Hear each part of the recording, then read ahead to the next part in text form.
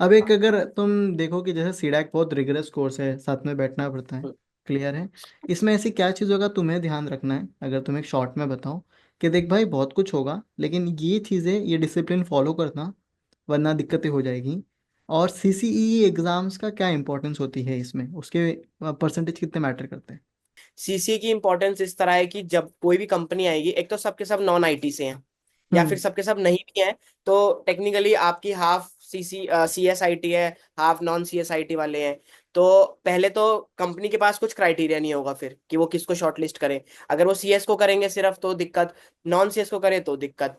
तो सीसी का एक मेजर क्राइटेरिया होता है कि हाँ, सीसी में जिसके परसेंटेज अच्छी आएंगी उनके शॉर्टलिस्ट होने के चांसेस हायर होते जाएंगे। समझा। जैसे हमारे हमारे टाइम इससे पहले, मतलब लास्ट हमारे हमारे बैच से 2 बैच पहले, लाइक 2022 तक, सीसी में अगर कोई बच्चा 60+ स्कोर करता है तो उसके चांसेस आर गुड, मतलब अबव एवरेज में वो कंसिडर करते हैं कि अबव एवरेज स्टूडेंट है, तो उसके कॉल्स या उसको इंटरव्यू के शॉर्टलिस्टिंग अच्छी तरह मिलेंगी। और हमारे बैच तक वो 65% हो गया, बिकॉज कंपटीशन थोड़ा इंक्रीज हुआ, तो 65% तक वो इंक्रीज हो गया था कि जिसके 65 से ऊपर है उनको बहुत अच्छी कॉल्स आई या ठीक लेवल्स पे कॉल आ गई। 70+ इज वेरी गुड, जैसे मेरे 73 आए थे, 73, तो वो अच्छे मार्क्स है। 70 से ऊपर इज गुड। तो सबसे इंपॉर्टेंट आपका सीसी रहेगा, मतलब for placement CC is very important. आपकी अगर लक नहीं, आप बोलोगे कि किस्मत जैसा कुछ रोल नहीं है, आपको नहीं है उस चीज पे भरोसा, तो इट्स इंपॉर्टेंट कि आप सीसी के लिए अच्छे मार्क्स स्कोर करो, एटलीस्ट 70% तो आने चाहिए। बट अगर हम्म। आपको लगता है कि हाँ, मैं मेरा बाकी सब अच्छा रहेगा, मैं कुछ ना कुछ तो करूंगा या मैं मेहनत तो कर रहा हूँ, तो 65 मेरे ख्याल इज गुड। मतलब 65 से मेंटेन ऊपर करके। अगर सब लेके आते हैं, हाँ, ये मैंडेट है, 65 से ऊपर अच्छा है। सीसी के लिए आप प्रिपेयर करने के लिए तो यार ऐसा रहता है कि जब बिल्कुल आप कोर्स के एंड तक पहुंच जाते हो, सीडेक जो है वो टेक्निकली कोर्स नहीं है, वो प्रोसेस है, वो आपको चीजें सिखाएगा। तो आप लास्ट में जब सीसी की बारी आएगी तो आपको सारे रिसोर्सेज भी मिल जाएंगे, आपको पता भी चल जाएगा कि उस एक हफ्ते में पढ़ना कैसे है।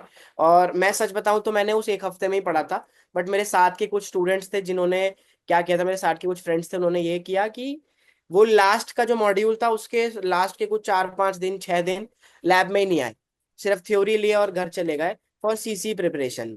जो कि सबका अपना अपना पर्सपेक्टिव है, पर्सनल है तरीका ये, कि होता है। किसी को लगता है कि हाँ मतलब मैं लैब छोड़ के वो कर सकता हूँ तो इट्स गुड। बट मैं पर्सनली रिकमेंड नहीं करूंगा कि आप लैब वगैरह छोड़ के आप सिर्फ सीसी के पीछे भागो। बिकॉज सीसी भी सेम सी कैट जैसा है, थ्योरी बेस्ड, और क्वेश्चंस वहां पे बहुत अनप्रिडिक्टेबल होते हैं। तो आपको प्रिपरेशन ऑन योर ओन करनी पड़ेगी कि आप प्रॉपर सिलेबस को गो थ्रू करो। ठीक है ना, प्रॉपर सिलेबस को गो थ्रू करो कि सिलेबस में क्या क्या सब टॉपिक्स हैं। टॉपिक्स नहीं, मैं सब टॉपिक्स तक की बात कर रहा हूँ कि सब टॉपिक्स क्या क्या है, क्योंकि आपको बहुत रिफाइंड सिलेबस मिलेगा सीडैक के फर्स्ट डे पर। तो आप उस ओके। रिफाइंड सिलेबस से ही सीसी की तैयारी करना। इससे नहीं कि अपने कॉलेज में क्या नोट्स मिले, आपको किसी ने क्या रिसोर्स दे दिया, उससे ज्यादा मत होना। आप पहले सिलेबस को देखना कि अच्छा, सिलेबस में इस फला टॉपिक का ये एक फला सब सिलेबस है, तो आप उस सब सिलेबस तक को प्लीज करके जाना। बिकॉज उससे एक क्वेश्चन आ गया तो आप बोलोगे यार ये तो आउट ऑफ सिलेबस है, पर वो आउट ऑफ नहीं होगा, क्योंकि आपने वो सब सिलेबस पे ध्यान नहीं दिया, वो सब टॉपिक पे ध्यान नहीं दिया कि अच्छा ये भी एक टॉपिक था। आप कोड करने में इतना ज्यादा बह गए प्रैक्टिकल में कि आपने वो एक छोटा सा टॉपिक छोड़ दिया। तो वो बहुत इंपॉर्टेंट है।